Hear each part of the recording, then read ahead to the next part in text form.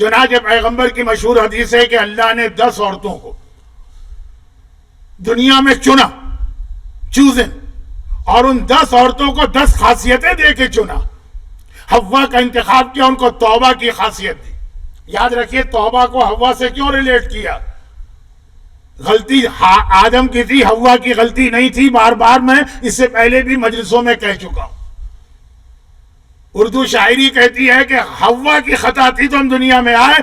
اسلام کہتا ہے آدم کی خطا، گناہ نہیں، بھول حوا کی نہیں، لیکن پھر بھی حوا نے توبہ کی، اور ویسے ہی توبہ کی جیسے آدم نے کی. اور کا خوبصورتی جناب سارا، اور اللہ نے حکمت جناب زلیخا کو دی. اچھا یہ بھی ایک بہت اہم چیز ہے اسلام میں. شخصیتوں کے اعتبار سے چیز ایک ہے، الفاظ بدلنا پڑتے ہیں. ہمارے اور آپ کے منہ سے جو تھوک نکلتا ہے ہم تھوک کہیں.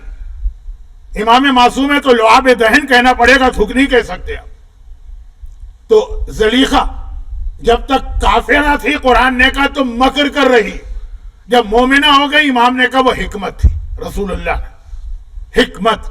اب یہ ساری چیزیں سمجھانے والی ہیں لیکن وقت نہیں ہے نا. اگلا جملہ سنی، کہا حکمت زلیخا کو دی. صبر مادر موسیٰ کو دیا، اپنے بیٹے کو دریا میں ڈالنا اپنے ہاتھوں سے. صبر. میں جلدی جلدی روایت پڑھ رہا ہوں کیونکہ مجھے پہلی 9 عورتوں کی خصوصیات اس وقت نہیں بتانا، اس پہ میں اشرا پڑھ چکا ہوں اسی میلبرن. ایوب کی بیوی کو عفت دی. وہ جو بالوں کا مسئلہ اور وہ قصائی کا مسئلہ وہ سارے واقعات چھوڑی. بلقیس کو عقل دی. جناب سلیمان کے واقعے میں بلقیس کی عقل جا کے دیکھی.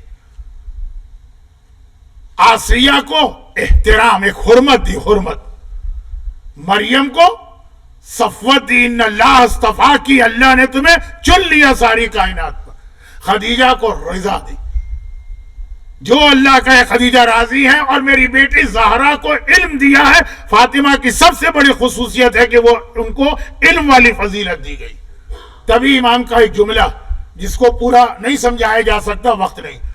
ہم دنیا والوں پر اللہ کی حجت ہے اور ہماری دادی فاطمہ ہم پر حجت، کیونکہ حجت کے معنی علم ہے، دلیل، علم.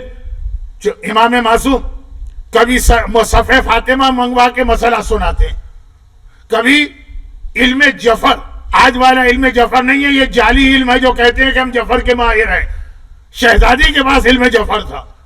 کبھی صحیفہ جامعہ منگواتے ہیں، یہ ہماری دادی نے کہا، یہ ہماری دادی نے لکھا. دادی کا علم امام پر حجت ہے، امام کا علم ہم پر حجت ہے. تو علم فاطمہ جو فاطمہ کا سب سے اہم خطبہ وہ پورا علم ہے، علم ہی علم ہے. اور علم بھی کون سا؟ مسئلہ شرعی، جس کا لوگ مذاق اڑاتے ہیں.